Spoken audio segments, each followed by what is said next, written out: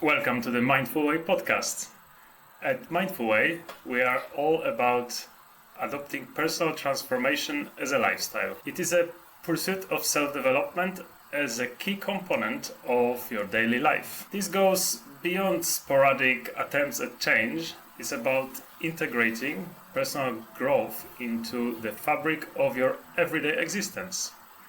Personal transformation isn't a goal in itself. It's a lifelong journey of learning, and it's got many benefits to it. Yeah, this is what we're all about as Mindfulway, and this is our 6th episode. So if you're interested in self-improvement, have a look at our other episodes. But this one today is going to be about finding the answer to why aren't more people self-aware. We have a few topics that we're going to discuss. For example, why we fear uncomfortable truths. What are the defense mechanisms that stop us from becoming more self-aware?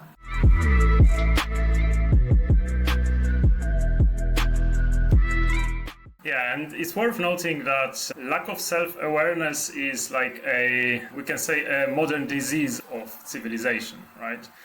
Probably not even modern. That's probably something that has been amongst us like forever, and it is very easy to see, whether on social media or just in media, these senseless debates and conversations and discussions, and people who are a little more self-aware recognize that very quickly.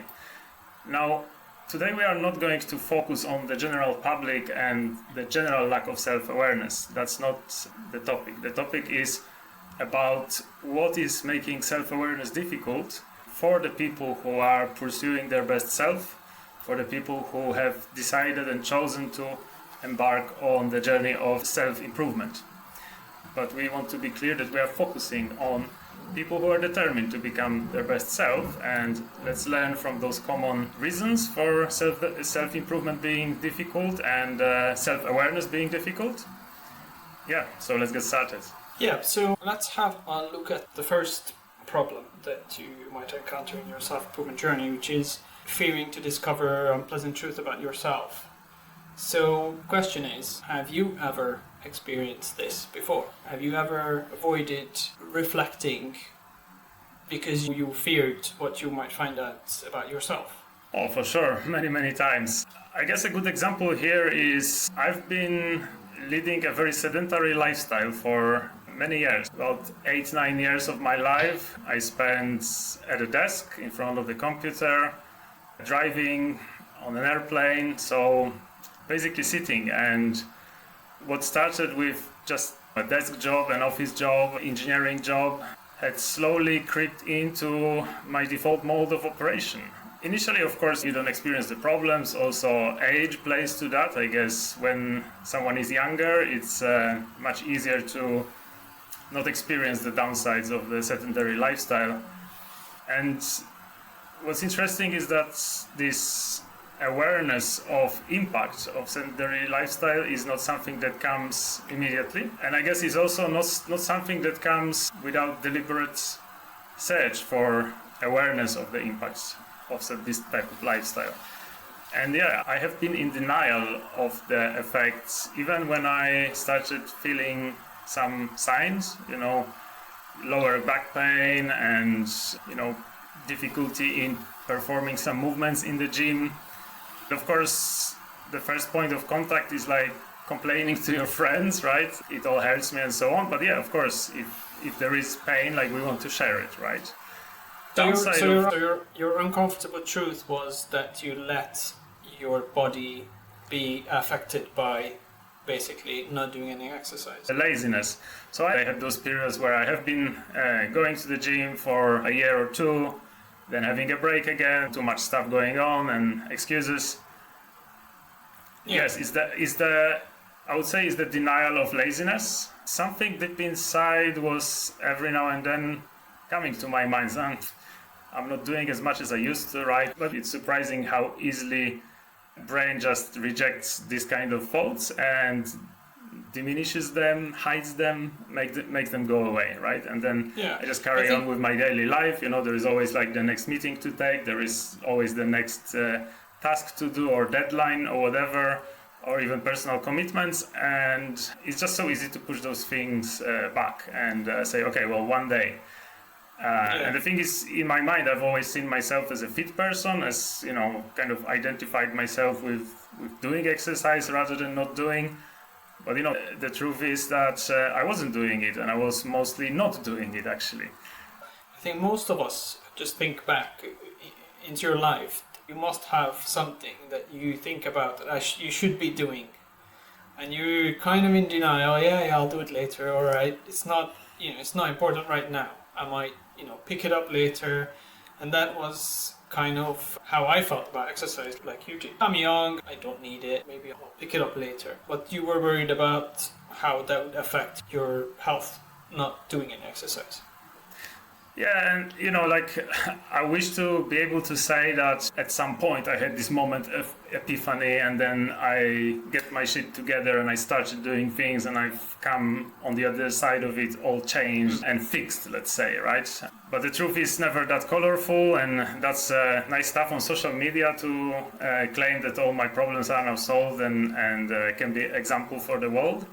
And the truth is that I have let that play out until the situation was bad enough that I was forced to make a decision to see a physiotherapist. And finally I faced this uncomfortable truth that I have serious limitations in my range of motion, and it's all caused by just sitting a lot and not moving enough, right? Having left that late, of course, the challenge ahead became a lot bigger. Had I decided to do it earlier, it would have been a smoother journey. Although, on the other side, when we face a bigger challenge, we also raise more to the height of our capabilities. So I guess there is always a silver lining. Of course, those big challenges is better when we choose them, not when we just let things accumulate until we are forced to, right? It's always better to make a choice and be proactive. I think that is a big change in me now, that I am proactive about it. I know what it feels like, and I have made a deal with myself that I will never ever let myself be in that situation, and even more so that I'm going to be improving from here on until forever. Sometimes letting things go really bad is a wake-up call. Yeah, really, we wait until the last moment to do something about it. Yeah. Human nature, I guess. When we find ourselves in that lowest of the lows, and of course I am very much appreciative that there are people who have it way worse than me. At least I am able and my body is recoverable, right? There are people who are in a far worse situation where there is no way back, like permanent injuries and so on. So I am very grateful that I had a path forward, and I don't want to diminish the difficulties that others face that I imagine are far greater than what I have experienced. As always, when something is a big difficulty for us, it just grows in our eyes. And just to give an example, that I could have not reached my toes with bending down with my fingers, and it was actually quite far off. So I would barely reach a little lower than my knees, and that's it. And it had taken me 4 months of work to be able to actually reach my toes. But this is also because of my lack of knowledge and not understanding really the mechanics of the human body and so on. So I have gone with exercises prescribed by the physiotherapist. It is always a lottery on how good is the physiotherapist that you find. It really helps to self-educate in the topic, and really the knowledge out there is everywhere, like on every topic. And in my case, it was indeed searching, reading books, watching tons of content, and really using my intuition to identify credible sources of knowledge. And the discoveries there were massive. So had I known what I know now, it would have not taken me 4 months to touch my toes, right? It's actually what physiotherapist was prescribing was not the best way, let's say. So the way out of... So you took the initiative to make general advice personalized for you. Yes, absolutely. And it's that applying curiosity to anything that we think important. Curiosity and persistence, because of course, like, I have found also many answers that were not the best.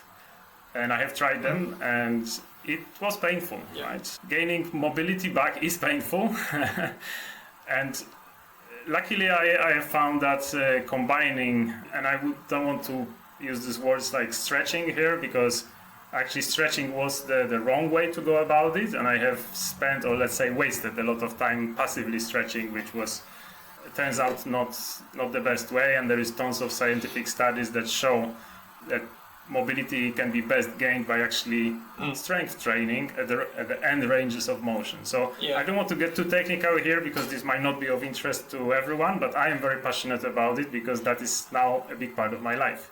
Exactly. That's what we are here to share, right? You really. So your uncomfortable truth was that you basically you didn't. That I was in denial of being lazy, in the simplest terms, and I think that's, of course, this is one dimension, but I think one can easily find different dimensions, because I have another dimension. About 3 years ago, that I met someone who was very curious about how our childhood affects our adulthood and how we respond to emotions based on how we grew up, or what environment we grew up in, or what our relationship with our parents were, for example. And that kind of sparked a curiosity in me, and it was very interesting to have these conversations and realize how much childhood experiences affect who you are as an adult. So this is still something I haven't fully uncovered about myself, and my fear of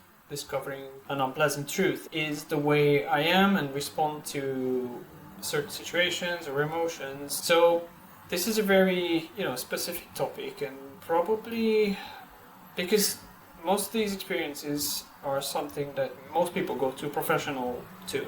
Yes. Maybe that's something I should do, but at the moment I know what to do. But it would be good to talk to somebody about these things.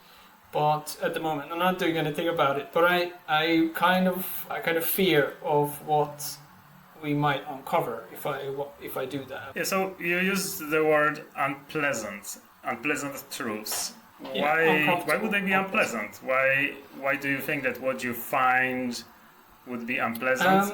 And could it not be something surprisingly enlightening and good about you?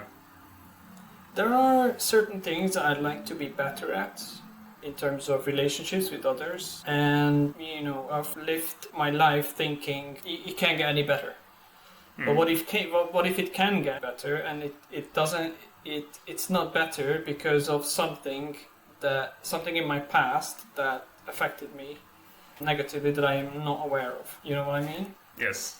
And of course you will find things that you are not aware of. Yeah. It's interesting in this analysis of how you grown up, what your childhood was like, because our memory is not exact, and often it remembers things through the lens of the current emotion that we have and so on.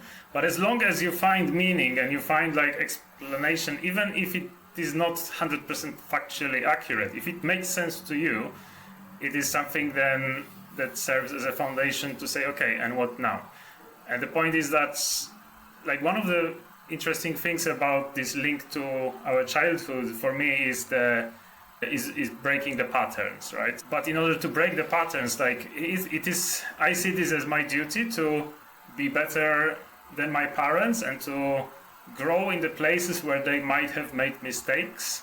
And mostly those mistakes are just lack of knowledge, right? There wasn't all knowledge about parenting, so we can't blame the parents, but there's always some shortcomings or some things that happened that were not even the fault of the parents, they just were. But once we identify them, it is just so relieving when you can plan out how you're gonna break that pattern. It is very empowering, I would say.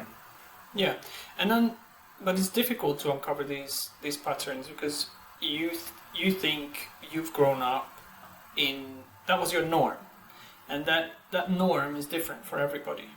So that's why speaking to that person revealed that to me, that maybe it should have been different. Maybe that's not the norm. Maybe I think it is because that's how I grew up and I didn't know anything else. There's a lot to uncover, and so that's my uncomfortable truth that I'm yet to but there might be no uncomfortable truths in there, you know? I've spoken to my family about this as well, and interestingly, they have their own stories as well. So everybody has their story.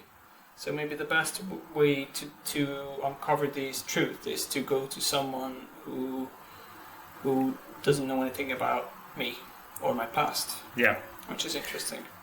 I have not done therapy myself, although I have a bunch of friends who are in therapy and see amazing benefits of doing it. I guess there is like a big stigma in society about it, but the type of friends I have, I do it because of curiosity and wanting to know themselves better. I actually have gone through this process of analyzing my childhood by accident, because I was traveling in Colombia and I was accompanied by this girl who is a psychiatrist, and we were taking these night buses, 16-hour night bus, and ended up talking about a lot of deep subjects.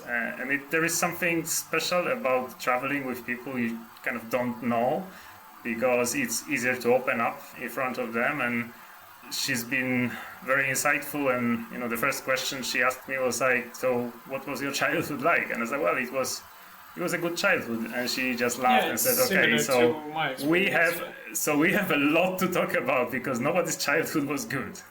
If you think your childhood was good, is your brain hiding things that you don't want to remember, but that's the key to understanding yourself. And I'm not going to recall the whole conversation here, but the gist of it is take a blank sheet of paper and write down things that you remember from the earliest age. So when you were 5 years old, what do you remember? 6 years old.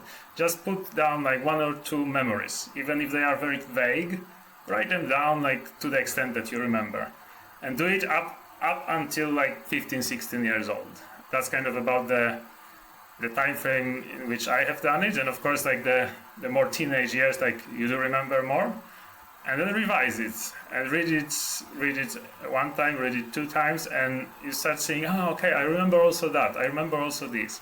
And then it bridges to what you mentioned, talking to your family. So based on this, I had questions, right? So pick up the phone to my mom. Hey mom, remember this time when I was 5 years old and this other kid had beat me up in a football game, and how I have been just very much not liking playing football for the rest of my life.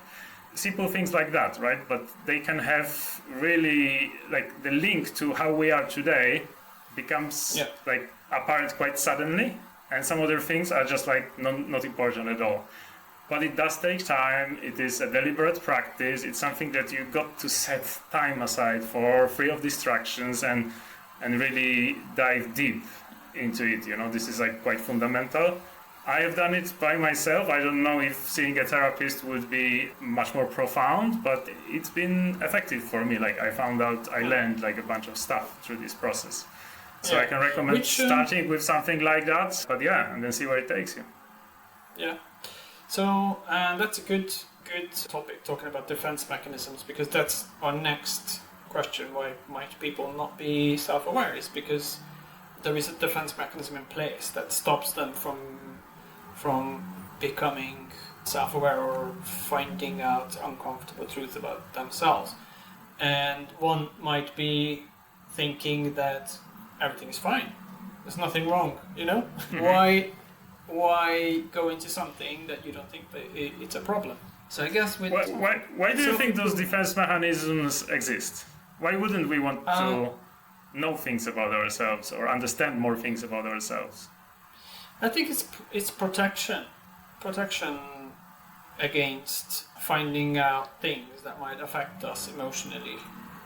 Mm-hmm. Because uncertainty, because you said, I don't know what I can find out. It might be unpleasant, right? That's where your focus was first. Yeah, and then if you're at a point in your life where you're sensitive to emotions, and you find out something negative about yourself that might affect you negatively. So, and then subconsciously you say, I don't need to find this out, I'm fine, I'm normal. How many times you have heard someone, no, I'm fine, and then they're not, but they're defending themselves against further negative effects of finding out more truths. So that was my defense mechanism. If we go back to the previous example, I thought, like you did, my childhood was perfectly normal. I had this type of relationship with my parents, and there's nothing wrong with it. But then, that conversation made me realize that actually there is different types of relationships you can have with your parents, and maybe maybe there's something to uncover there. So the remedy for defense mechanisms is courage, isn't it?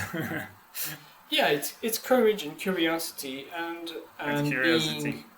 being at a healthy place emotionally to be able to see those truths and not being affected by them. Sort of like step back and see yourself and almost be able to analyze what happened to you when you were a kid, or what was your relationship with your mom or your dad, and how that might affect you today. So I guess it must be difficult to recognize those defense mechanisms and what they are exactly, like why we have them, just because we don't know ourselves that good. Even those who like us work a lot on self-awareness, like there's levels to the game, right? And we are not at the kind of enlightened stage where everything is obvious. I don't know, maybe some Buddhist monks get there, but not us. Yeah, I guess that's why self-improvement is a lifelong journey. There's always something more you can find out about yourself. Yeah, what I find in practice that like it's tough for me to figure out those reasons for why the defense mechanisms are at play. And like there was a few times where I thought I knew what they are, but then it turned out that it wasn't it. But then what I realized is it doesn't really matter what they are. What's important is to like recognize that they are at play and say, well, I am being in denial here. There's some defense mechanisms affecting me. So how can I reframe the situation so that I think about it differently, and maybe then I can put the guard down. Yeah, my mind can put the guard down. And reframing is that powerful method for me. Yeah. That's very close to procrastination. When you procrastinate because you are in fear of failure, for example. You don't want to start something because you're worried that you might not be good at it, or you might fail at it. And then that reframing comes into play when you say, you know what do I have to lose? So what am I afraid of? And once you eliminate that fear, you don't need defense mechanisms, so you don't need to procrastinate anymore, just do it. So I guess that's how it works. Yeah, I think you're right. And so actually that makes me thinking about the most common excuse in the world, like, sorry, I didn't have time, right? And that's again, like, asking yourself, like, what is really important. I had this period where I was super focused on my own stuff and working a lot and not really feeling like being that much in touch with my family and especially with my mom. So yeah, I would call her once a week, once every 2 weeks, we would have a chat. But I felt that I don't really have that connection like I used to. And it's something that, I've been putting this off week after week after week. Okay, I'll call her later. And then it came this time where a moment of this deep self-reflection that, hey, she will not be around one day. And she's already, at that time she was like just under 70. So yeah, there's potentially very little time. And I have reframed it that I do have the time. I just don't make time. And it was just that moment to get back and review what matters to me, what are my values, what kind of person I believe myself to be, or the person that I aspire to be, and definitely being a loving family person. That's me. I consider myself as that, but then I wasn't acting this way. So that congruency was lost somewhere, and again, the moment of realization, but then dropping everything else and staying with it. And at that point, like, not letting it go away, not letting it say, oh, okay, I'll do it later, because one day is just too late. Yeah. And why were you? So now my friend putting that off. Why were you putting the call off? Was it something that you realized later that it wasn't that important, or it wasn't that significant to worry about that phone call? So how did you? It's just letting the wrong priorities, letting myself getting the lower priorities take over my life. Yeah. So it wasn't anything about you weren't withholding your call because you were worried about a particular conversation with your mom and the outcome. It was just you let life get in the way. Yeah, it's just letting the kind of daily, mundane, routine stuff exhaust me to the point where I was just you putting those things normalized it off. You normalized putting it off by saying, I don't have time. Yeah. And of course, it depends. It varies from person to person, and that is my experience. And no, because you were kind of, the way I see it, I think you were saying that you don't have time because you didn't want to confront the fact that you've been ignoring your mom. So yeah, and okay. it's we are talking about self-awareness, but then like self-awareness very easily is extended to the awareness that just one human is nothing without others, and then asking, okay, who are those others that matter, and how are they different to me, and what is their perspective, right? So putting myself in the shoes of my mom, she's sitting there in other country, not working, passing her day by day on her daily routine as well. But she has abundance of time, right? And just imagining how much she awaits my call or my message, and I know how happy this makes her when I am contacting her. She is not a person who will pick up the phone, like she kind of leaves it to me because of that, because she knows I'm busy and I'm going about my life. She wishes me all the best. I know that she always supports me. She will never complain that she's not the type of person who would ever complain, and that just makes it easier, right? Because nobody is keeping me, hey, you haven't called me, and so on. And then again, that's actually a good point, because we've talked about this before, that self-improvement is also improving your relationships with your loved ones. So it has a knock-on effect. So by you becoming a better version of you, will improve your relationships with your family and friends, because you'll be aware of these mistakes that you're making. We've all been there. We have friends we haven't called in ages, but how long does it take to dial a number? But then it comes that critical moment of is that the person that I am missing in my life or not? And obviously when we're talking about the closest ones, they are there for granted, but then we have a whole other subject. And just to your point, self-improvement and personal transformation, like becoming the best self, there are people out there who hear that and say, well, that's selfish. Like, well, you're just going to focus on yourself. That's not my way.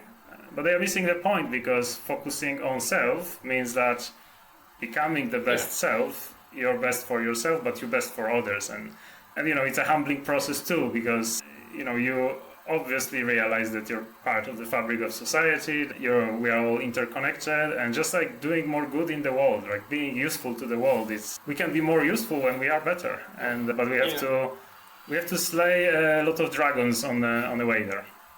Yeah. Okay, so we've talked about uncovering uncomfortable truths. We talked about defense mechanisms. So let's talk about why people don't have motivation. Why do people stop when they start improving themselves? So I guess this goes back to partially today's society and the way we live our lives today. There's too many distractions, and for me at least, it's part of the reason I find motivation difficult, because of all the distractions and all the information and all the advice. There's advice everywhere.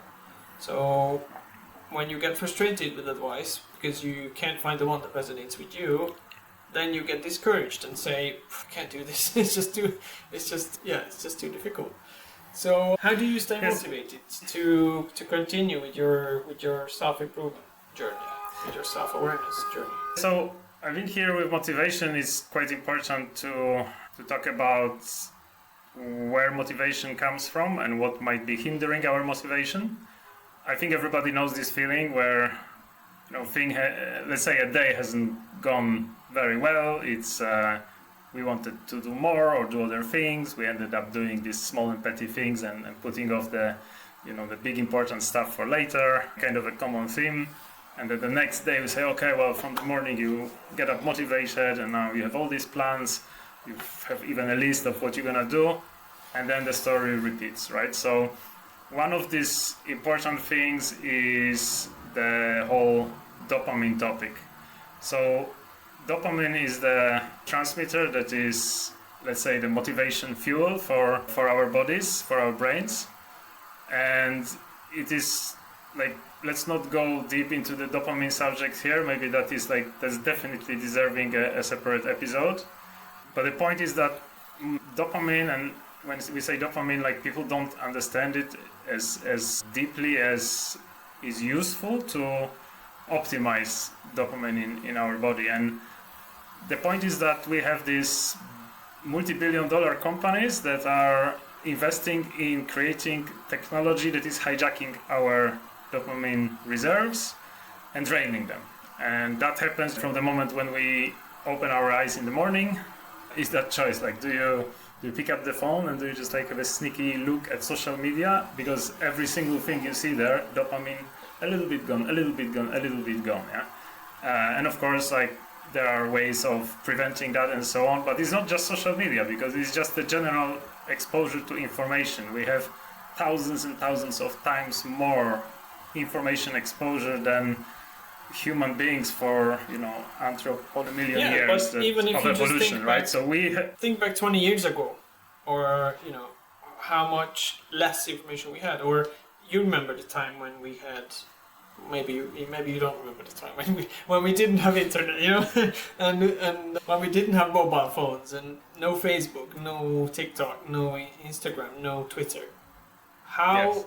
quieter our lives were, and how much time we had to ourselves to think, to reflect, and it's I find overwhelming this, to think. like, I've wondered about that, but my main problem with this thinking is that, like, 10 years ago, 20 years ago, I was, let's say, 20 years younger, and like a experience of life for a young person is like very different to person like 40 years old, like we are kind of now. So was my experience, to what degree it was influenced by just like the age, right? And time goes very differently when you're younger. And remember, even like when you were at school, how long was summer? How long was the school year, right? Now the time passes, like our experience of time changes with age, for sure.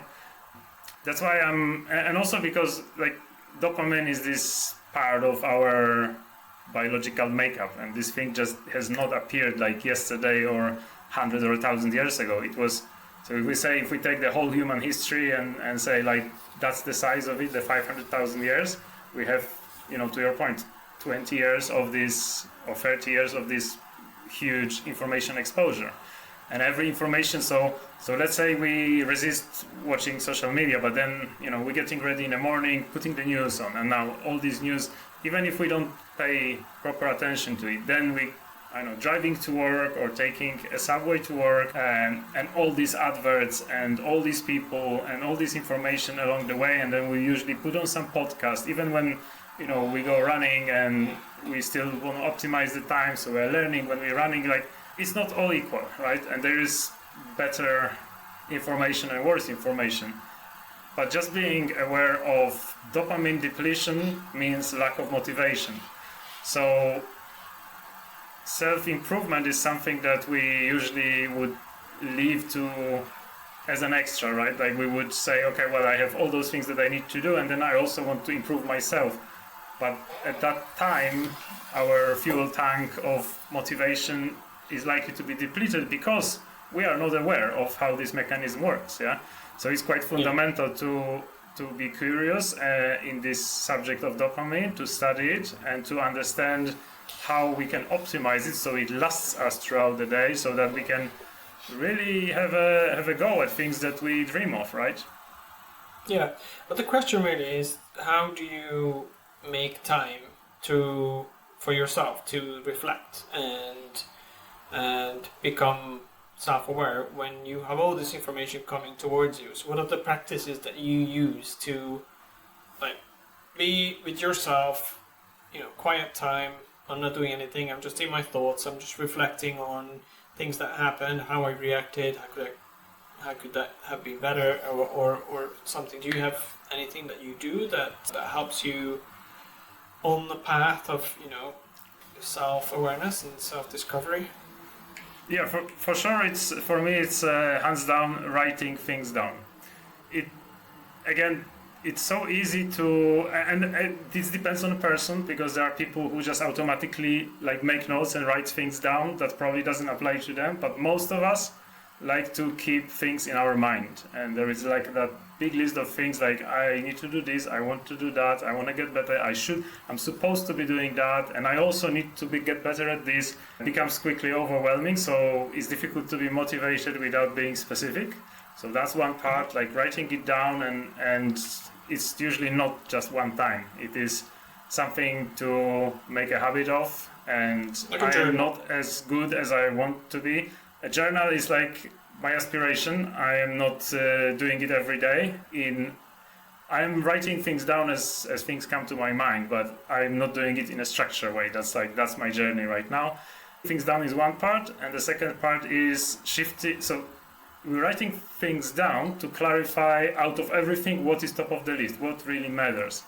And then saying, okay, out of these few things, like one or two that really matter, shift them to the morning. Because morning is where we can be sure that we wake up with a reserve of dopamine, so the motivation is there, and not squander it in the early hours of the day.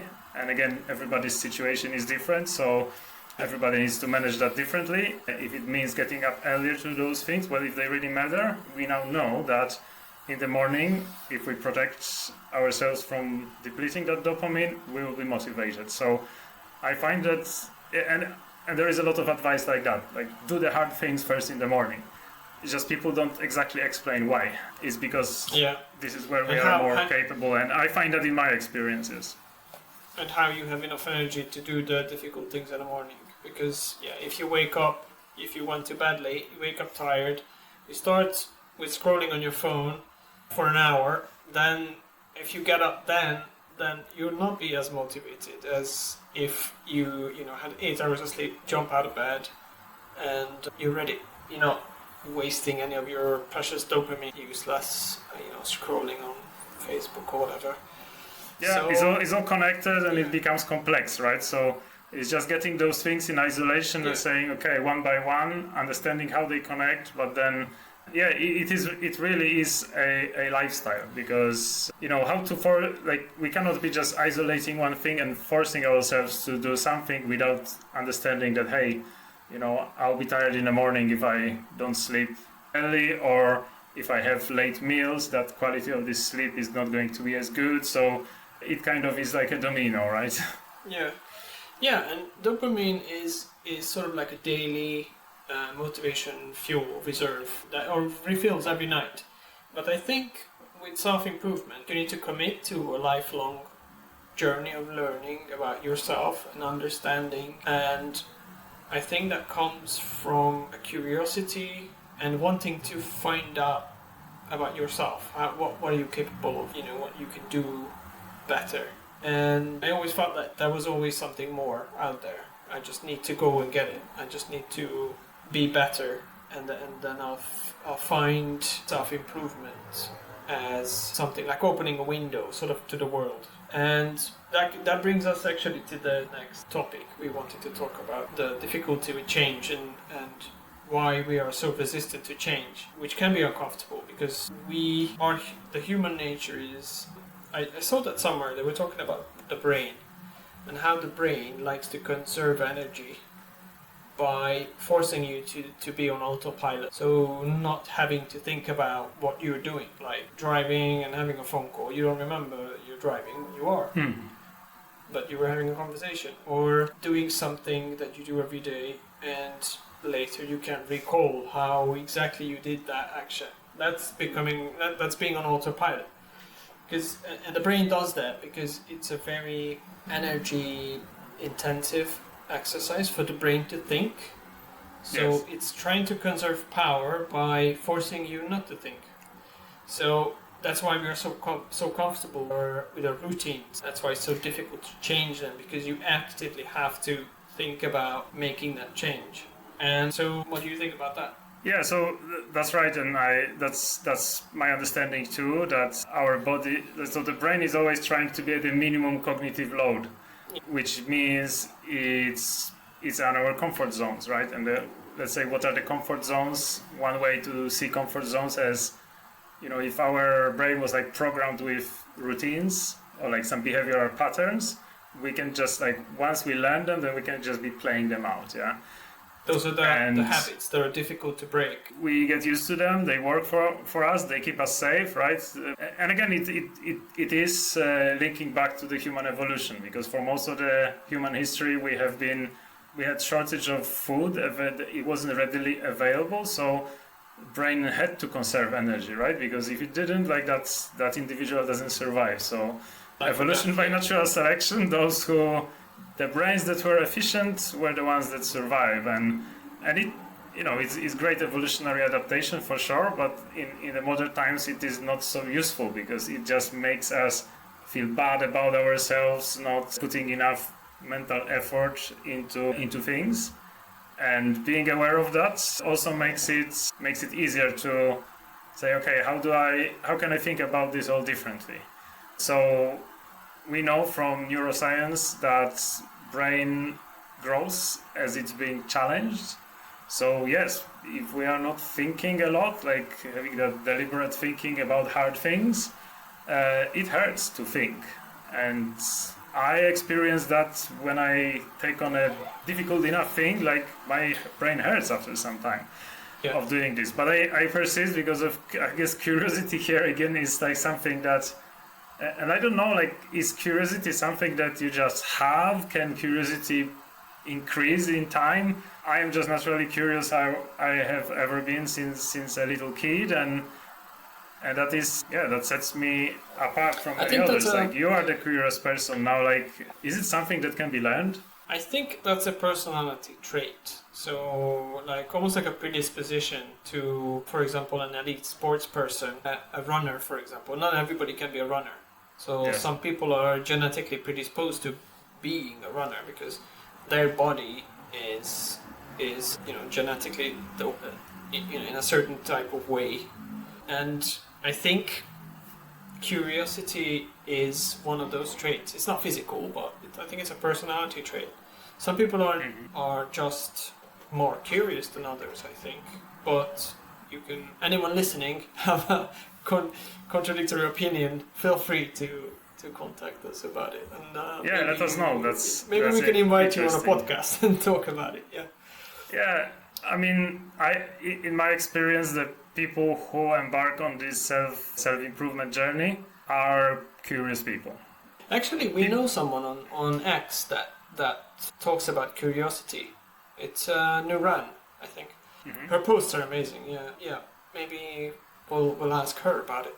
Yes, that will be interesting, and again, subject I have not been exploring because it's already ticked on the list. I'm curious and I want to know, right? And it's very core to my identity actually, and I always get along better with curious people, and I find that curious people sometimes even when their self-awareness is not as high as I would hope for, it is always above average, and they have insights into themselves, and it must come from this trait of curiosity, like you said.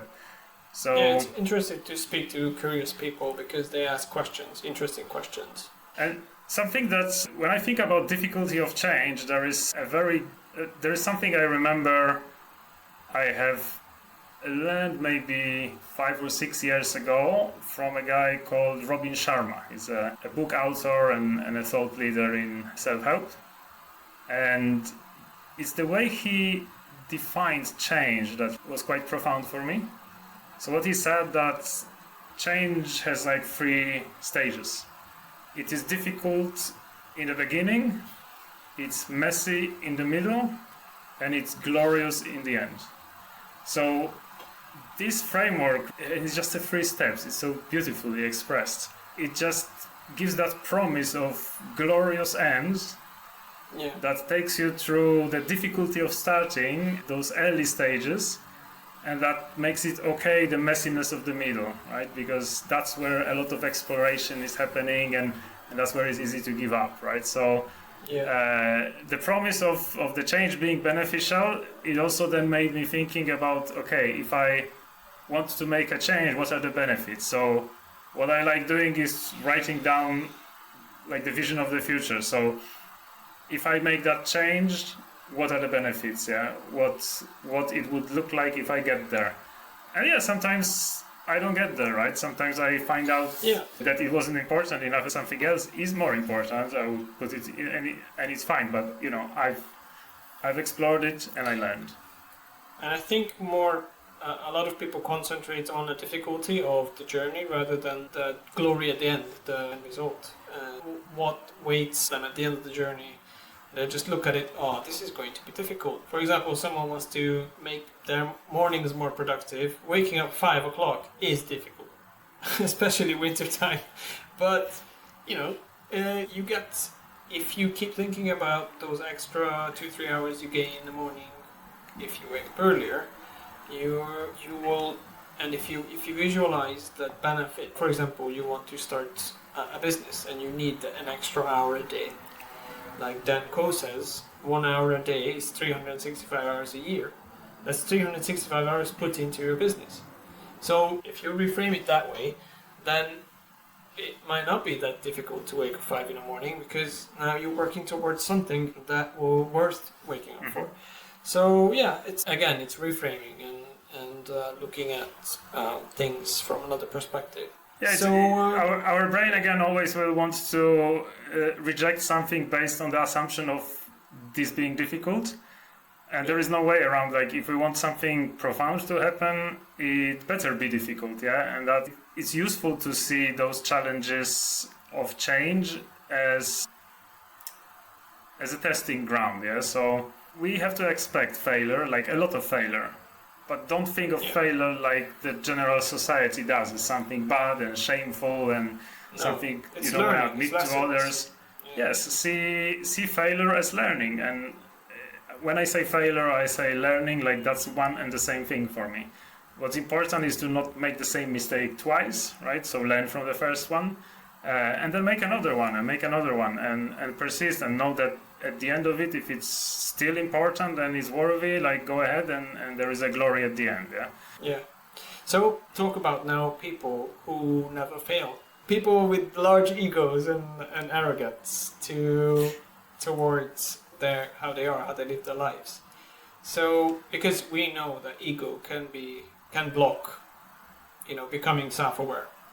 Because if you know everything and if you think you're perfect and there's nothing to improve, then you will never start. You never step foot on the journey of self-discovery because why? You're okay. You're good. And with the subject of ego comes the subject of humility as well. I think for self-awareness, it all starts with humility and putting your ego aside and thinking, you don't know everything.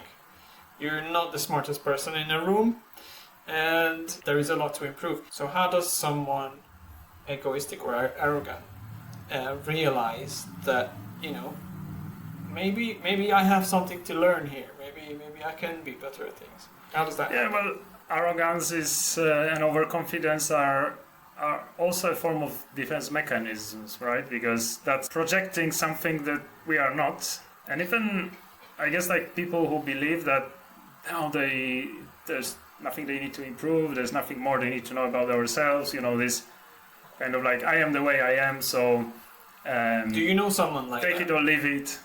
Of course. Don't we all? We all. But then it's like all things, it is not a 0 or 1. It is not arrogant and not arrogant, overconfident and not overconfident. It is a spectrum and it is not all bad. The same I would put next to arrogance and overconfidence, I would put being naive. It can be seen as something bad, but also can be good in a way. So sometimes being overconfident makes you take decisions that you would not take if you were to think is all true and really think through step by step and so on. But you take that decision and later it turns out that it's been a great decision. Of course, then there is, as always, but that's just being lucky, isn't it? Yeah, I mean, or being overly optimistic, for example, right? So you can be overconfident, overly optimistic, and luck comes to optimistic people. So also it's an interpretation, right? Like what does it mean I'm lucky? Like people tell me I'm lucky, I think I'm lucky, but I don't think that anyone is unlucky. It's just that they choose to see their life experiences as, oh yeah, I wasn't lucky here. I am. Yeah, but what you said is a person who's arrogant can make a decision without thinking. So if they're not thinking, that means they're not self-aware or not thinking about the consequences of their action to themselves or to others. So are they taking unnecessary risks, or how does that benefit them?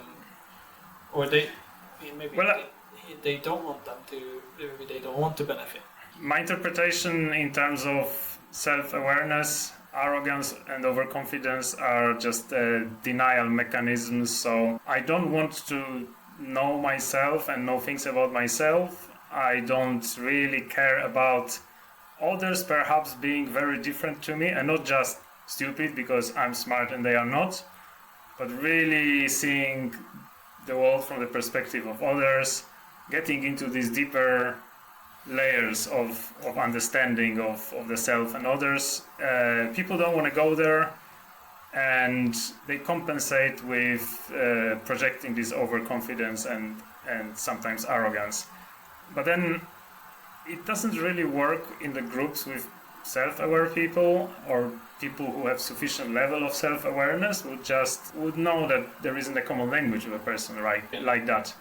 However, it works pretty well in, let's say, the parts of general public where it gives a certain prominent position, right? So, having worked in many places, especially like early on in life, you often find yourself in workplace where there is, a supervisor or a manager who is not really good in their job, who doesn't care about people, but their slight arrogance, their confidence that maybe is faked, puts them in that position, and it's pretty horrible to work this way. And I guess this can be true anywhere in any type of job or business. There are people like that who use this processing reality to their advantage, and it works in the short term. I don't believe that in long term person can live a happy life or a satisfying life. But I guess this is also a reason why people would do that, right? Because they have a proof that they don't need to expand their self-awareness. They are fine as they are, and if others have a problem, then it's their problem. Yeah, and then perhaps they are not aware that their life could be better. And it's important to recognize that there are many people who are not self-aware or don't care about self-improvement. So we are talking to people who are on a journey of self-improvement and who are self-aware. This podcast is for them. I guess a person arrogant would listen to us and say it's boring. So but I guess I wouldn't say that we don't have elements of that in ourselves, and sometimes it's difficult to say, because where the line is blurring between being confident and being a little more confident than I don't know, I have papers for, always a bad thing. Sometimes it will make me jump into the water and learn swimming, right? And I'll give an example here, like when I moved to Spain 2 years ago, without knowing anything about the country, without doing any prior research, just finger on the map, where is the most sunny? Oh, okay, here, Marbella. Great, I'm going there. I speak some Spanish, I learned Spanish when traveling, so, what's the big deal? I can be anywhere. I already lived abroad, I lived in the UK for so long, I can do it all again. That's where the difference is. I can tell you where the difference is. You know yourself, you're self-aware enough to be able to do this. But there are people who just buy a plane ticket, sit on an airplane and go, not knowing if they are capable of doing something like this. But you are, because you are self-aware. So there is, two different types of people. Of course, but it costed me then a lot of frustration that was self-made, because learning everything here usually it is the difficult things that stand out, right? Because of course it's nice to be on a beautiful beach and eat delicious Spanish food, but then confronting the bureaucracy and all sort of stuff here that really starting life in a new country. So traveling, I realized later, gave me a false impression of I can be in any place. it is different to just visit for a few months a new country and feeling like, okay, you're integrating into the culture there, and you think like, well, I can really be anywhere, to this mundane stuff of everyday life, to, you know, how do you pay the taxes, how you register, I don't know, import a car, and so on. So suddenly, yeah, those things can be overwhelming, yes, especially for somebody used to like minimal bureaucracy like the UK, right? So those kind of things like overconfidence can be a shortcut to say, okay, well, I'll deal with it later without knowing what's ahead of me. But then to your point, like I had no fear, and even facing those challenges, there wasn't like a doubt. There was just like, okay, well, there's another one. So, okay, well, I'd rather do something else, but now, you know, and it's like the depth, like the level of speaking a foreign language is also different, like in a casual conversation, than doing formal paperwork and all that stuff. So, yeah. Yeah, and imagine someone who has a massive ego and do the same thing. How miserable that experience would be for that person, being surprised with all of this, or confronting the fact that they are not as capable as they think they are. That is a difficult, experience to go through, and that, I guess, that gives them a bit of humility as to thinking, maybe I'm not as perfect as I thought I was. So certainly humbled me in another way, and this is the beautiful thing about this personal transformation as a lifestyle and choosing to live that way, that there will never be a lack of opportunities to be humbled and to realize something about yourself, to be able to admit to a friend who made a comment that, well, you're crazy, you're doing this and that, like, you don't appreciate how difficult it can be. Say, okay, whatever, not listening to them, but then coming back and say, hey, you know what, you said that. You're right because of this and that. These friends love it. But, yeah. Yeah. Okay, and finally, the final hurdle that people experience is perhaps lack of guidance. So we know that there is a lot of information out there on the internet, courses, influencers, everybody. And how do we convert that to a tool for self-awareness and becoming better? And I guess, do we lack a training in introspection? So when we are young, are we supposed to learn about introspection? And the other day on the internet I read about spending time alone and how important it is for individuals to spend time alone, and which a lot of people don't do. So, yeah, how can we find guidance to increase our self-awareness? Yeah, there is a lot of things that we could be told as children, and whether by parents or by the education system. Self-awareness is certainly one of them.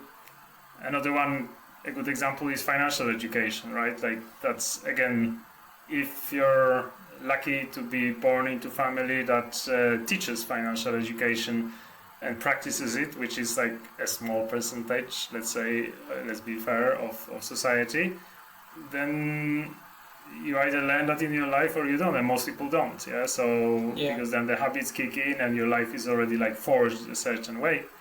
But you can change. Yes, but you can change, and self-awareness is a skill. It is not a talent. It is not something that you either have or you don't. It's something that you progressively acquire and explore, and as long as you're willing, right? And in terms of guidance, well, there is all these self-help books and all the podcasts and all the videos and all the social media influencers to follow. There are the whole pages and good websites, pages on Instagram that post daily motivational quotes that talk about, amongst other topics, self-awareness, right? And or just a general self-improvement.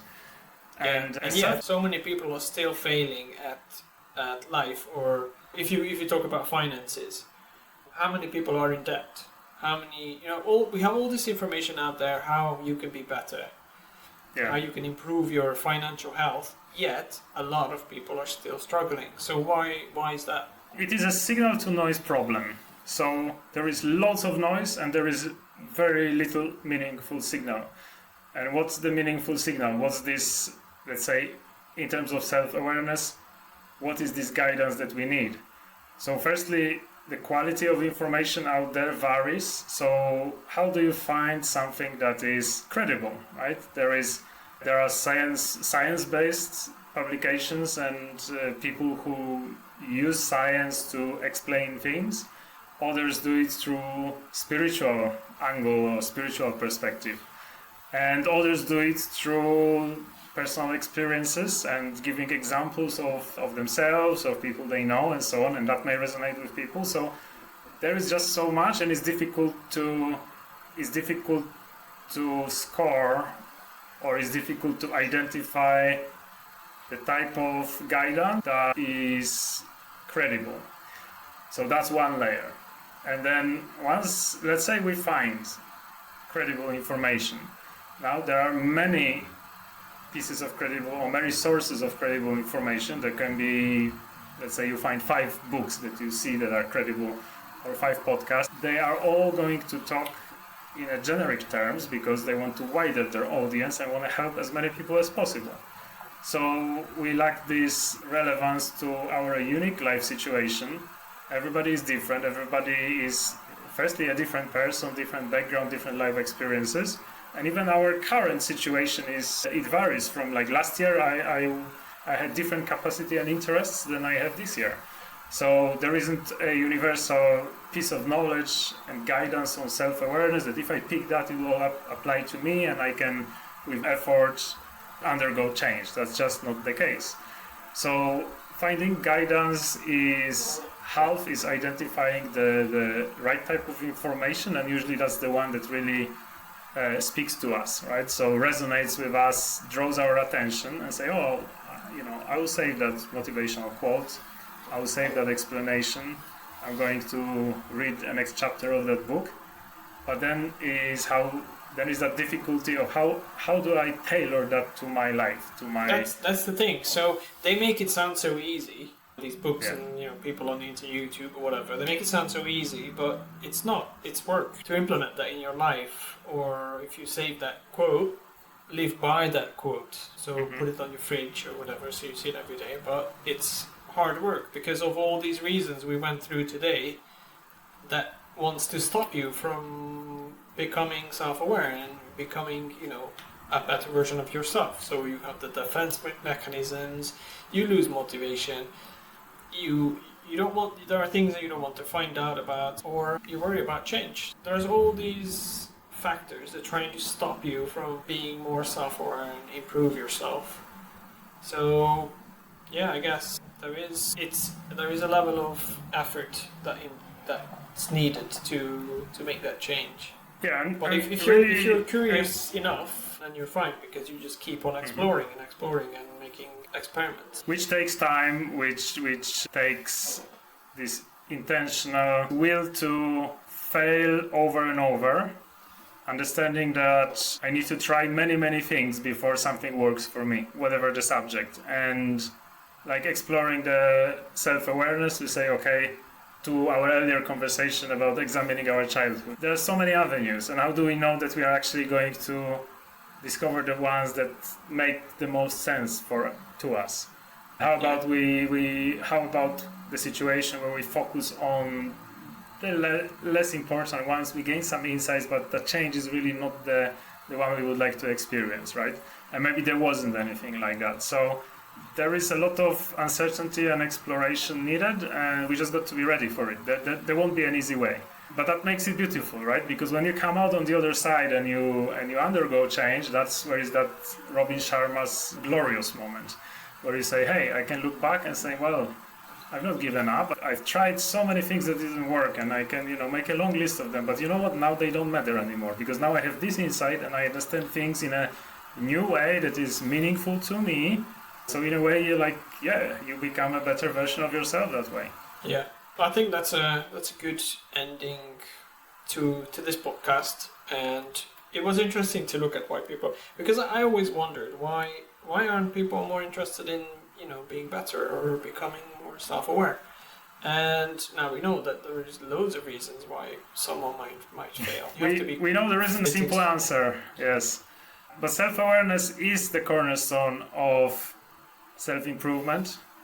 And personal transformation is just not possible without self-awareness. This is the glue that brings everything together.